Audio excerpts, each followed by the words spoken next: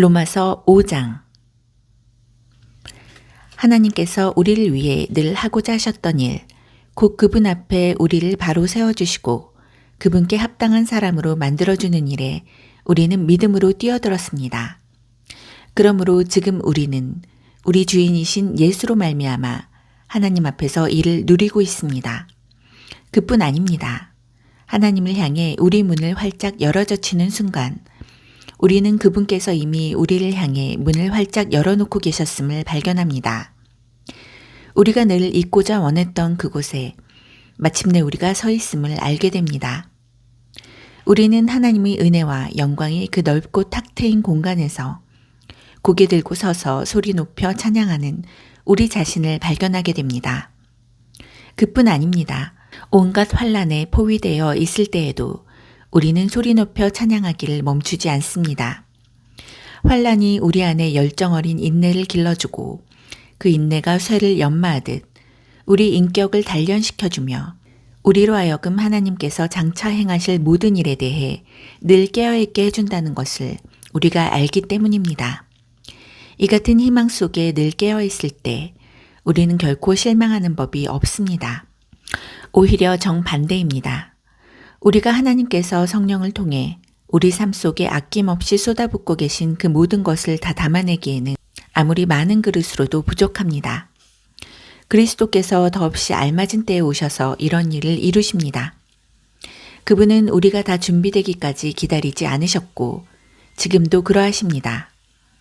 우리가 너무 약하고 반항적이어서 전혀 준비되어 있지 않았던 그때에 그분은 자기 자신을 이 희생적 죽음에 내어주셨습니다.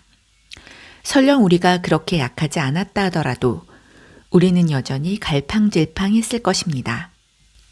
우리는 목숨을 바칠 만한 가치가 있다고 여기는 사람을 위해 대신 죽는 것은 이해할 수 있습니다. 또 선하고 고귀한 사람을 보면 우리 안에 그를 위해 기꺼이 희생하고자 하는 마음이 일어난다는 사실도 알고 있습니다. 그러나 하나님은 우리가 그분께 아무 쓸모가 없을 때에 당신의 아들을 희생적 죽음에 내어주심으로 그렇게 우리를 위해 당신의 사랑을 아낌없이 내놓으셨습니다.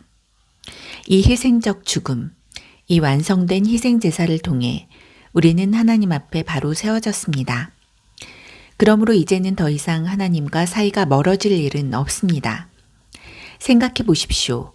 우리가 최악이었을 때에도 그분 아들이 희생적 죽음을 통해 우리와 하나님 사이가 친밀하게 되었습니다. 그렇다면 우리가 최선인 지금 그분의 부활 생명이 우리 삶을 얼마나 드넓고 깊게 하겠습니까? 하나님과 친구가 되는 이 엄청난 선물을 실제로 받아 누리고 있는 우리는 이제 더 이상 단조로운 산문적 표현에 만족할 수 없습니다. 우리는 노래하고 외칩니다. 메시아 예수를 통해 하나님께 우리의 찬양을 드립니다. 여러분은 아담이 어떻게 우리를 죄와 죽음이라는 딜레마에 처하게 만들었는지 들어서 알고 있을 것입니다. 죄와 죽음으로부터 자유로운 사람은 아무도 없습니다. 죄는 만물과 하나님과의 관계, 또 모든 사람과 하나님과의 관계에 해를 끼쳐왔지만 하나님께서 모세를 통해 자세히 상술해 주시기까지는 그 해가 어느 정도인지 분명치 않았습니다. 그처럼 죽음, 곧 우리와 하나님 사이를 갈라놓는 그 거대한 심연은 아담으로부터 모세에 이르는 시간에도 위세를 떨쳤습니다.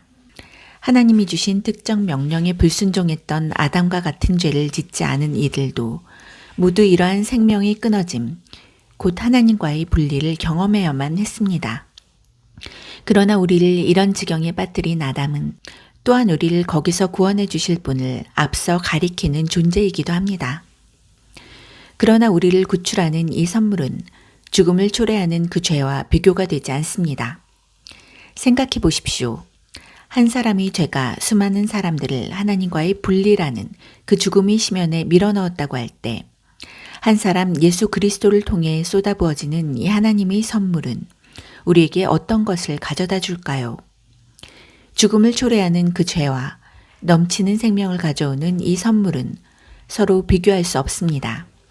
그 죄에 대한 편결로는 죽음의 선고가 내려졌지만 뒤따른 다른 많은 죄들에 대한 편결로는 경이로운 생명 선고가 내려졌습니다. 한 사람이 잘못을 통해 죽음이 위세를 떨쳤다면 이제 한 사람, 예수 그리스도께서 마련해 주신 이 어마어마한 생명의 선물, 이 모든 것을 바로 세우시는 장대한 일을 두 팔 벌려 받아들이는 이들 안에서 이 생명이 이루어낼 가슴 벅찬 회복, 우리를 다스리는 생명이 어떤 것일지 여러분은 상상할 수 있겠습니까? 한마디로 말하면 이렇습니다. 한 사람이 잘못을 범해 우리 모두가 죄와 죽음이라는 공경에 처하게 된 것처럼 또 다른 한 사람이 올바른 일을 함으로써 우리 모두가 거기서 벗어날 수 있게 되었습니다. 사실 우리는 단순히 공경에서 건져진 것 이상입니다. 그분은 우리를 생명 속으로 이끌어들이셨습니다. 한 사람이 하나님께 아니요 라고 말함으로써 많은 사람이 잘못되었고 한 사람이 하나님께 예 라고 말함으로써 많은 사람이 바르게 되었습니다. 일시적인 율법이 죄와 맞서 할 수 있었던 것이라고는 더 많은 율법 위반자들을 만들어내는 것이 전부였습니다. 그러나 죄는 우리가 은혜라고 부르는 그 전투적 용서에는 도저히 맞수가 되지 못합니다. 죄와 은혜가 맞설 때 이기는 쪽은 언제나 은혜입니다. 죄가 할 수 있는 일이라고는 죽음으로 우리를 위협하는 것이 전부인데 이제 그 일도 끝났습니다. 하나님께서 메시아를 통해 모든 것을 다시 바로 세우고 계시기에 은혜는 우리를 생명의 삶 속으로 이끌어드립니다. 끝없는 삶, 다음 없는 세상 속으로 말입니다.